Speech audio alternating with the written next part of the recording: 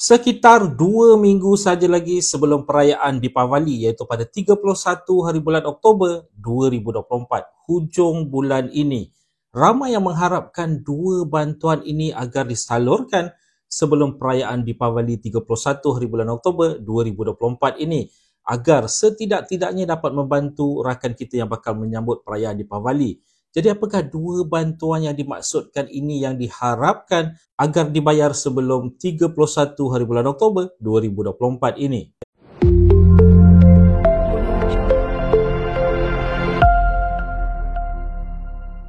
Assalamualaikum, salam sejahtera. Jumpa lagi di channel Herwanebi. Okay guys, pada mereka yang belum lagi subscribe ke channel ini, jangan lupa tekan pada butang subscribe, tekan juga pada butang loceng. Thank you guys. Jadi hujung bulan ini 31 hari bulan Oktober adalah perayaan Deepavali. Mungkin ramai yang perasan, terutama sekali bagi mereka yang menyambut perayaan Deepavali ini. Antara perayaan yang terbesar di Malaysia. Jadi persoalannya sekarang ini, ada ataupun tidak bantuan yang bakal disalurkan sebelum perayaan Deepavali ini sebelum 31 hari bulan Oktober 2024 ini. Jika dilihat daripada situasi semasa, ramai mengharapkan dua bantuan ini agar disalurkan sebelum perayaan Deepavali ini. Apakah bantuan-bantuan ini? Yang pertama adalah STR 2024 untuk pembayaran fasa keempat, fasa terakhir. Yang mana yang menariknya untuk pembayaran fasa keempat bagi STR kali ini, STR 2024, ianya bakal melibatkan ke semua penerima semua kategori yang diluluskan bakal menerima bayaran fasa keempat ini, tidak seperti sebelum ini STR 2023 dan sebelumnya yang mana pembayaran fasa keempat ada kategori-kategori yang tidak menerima bayaran, terutama sekali untuk kategori bujang. Tetapi untuk pembayaran fasa keempat STR 2024 ini, ke semua kategori bakal menerima, yang mana pembayaran adalah minima RM100 dan maksimum RM700. Seperti yang telah pun banyak kali diwar-warkan untuk pembayaran fasa keempat ini, jika diikutkan jadual asalnya adalah pada bulan November 2024. Walau bagaimanapun, seperti yang dinyatakan sebentar tadi, akibat daripada perayaan Deepavali pada 31 hari bulan Oktober ini, ramai yang mengharapkan agar ianya diawalkan sedikit daripada tarikh asal pada bulan November 2024 tersebut. Tetapi harus diingatkan, sehingga ke saat ini masih lagi belum ada kenyataan memo dikeluarkan oleh pihak-pihak yang berkepentingan, Kementerian Kewangan, Lembaga Hasil Dalam Negeri, mahupun daripada Perdana Menteri sendiri berkaitan dengan perkara ini. Jadi sama-sama kita nantikan sama ada perkara itu bakal menjadi kenyataan ataupun ianya bakal kekal pada bulan November 2024.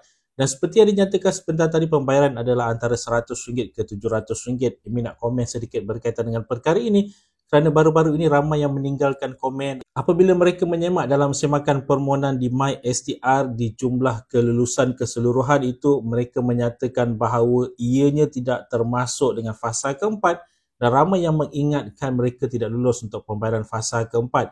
Harus diingatkan, jumlah keseluruhan sekarang ini yang diletakkan di situ adalah jumlah yang telah dibayar fasa pertama sehingga fasa ketiga, tidak melibatkan fasa keempat. Dan itu bukanlah jumlah keseluruhan kelayakan ataupun kelulusan kepada anda sehingga ke fasa keempat seperti sebelum-sebelum ini. Jadi ada kekeliruan sedikit di situ berkaitan dengan jumlah keseluruhan yang sekarang ini yang tertera dalam maklumat bayaran di MySTR. Jangan keliru, kerana itu tidak termasuk fasa keempat, itu hanyalah bayaran yang telah pun dibuat kepada anda, iaitu fasa pertama sehingga ke fasa ketiga. Dan mungkin boleh admin kongsikan sedikit berkaitan dengan jumlah bayaran yang bakal diterima mengikut kategori yang berlainan. Untuk kategori isi rumah, pendapatan RM2,500 dan ke bawah yang tidak mempunyai anak bakal menerima RM200, 1 ke 2 orang anak RM350, 3 ke 4 orang anak RM500 dan 5 ataupun lebih orang anak yang ini maksimum RM700. Kemudian kategori isi rumah, pendapatan RM2,501 ke RM5,000 yang tiada anak RM150, 1 ke 2 orang anak RM200, 3 ke 4 orang anak RM250 dan 5 ataupun lebih orang anak RM350. Manakala untuk bujang warga emas akan dibayar RM150 dan bujang 21 ke 59 tahun seperti ramai yang sedia maklum akan dibayar baki RM100 pada pembayaran fasa keempat ini. Jadi sama-sama kita nantikan akan ada pembayaran awal ataupun tidak sebelum perayaan Deepavali ini. Sama-sama kita nantikan memo ataupun pengumuman jika ada. Okey, yang seterusnya yang diharapkan agar dilaksanakan ataupun dibayar sebelum perayaan Deepavali ini adalah SARA 2024 untuk mereka yang bukan berada dalam kategori e-kasih miskin dan miskin tegar.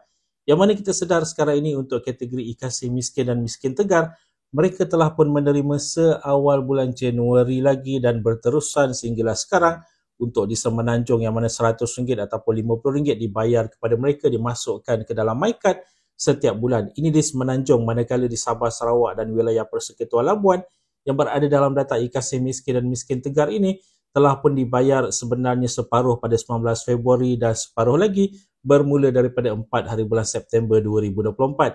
Jadi persoalannya sekarang ini kepada mereka yang bukan berada dalam kategori IKC miskin dan miskin tegar ini yang telah pun dijanjikan untuk kategori isi rumah RM300, kategori bujang warga emas dan bujang 21 ke 59 tahun RM150. Yang ini masih lagi belum dilaksanakan.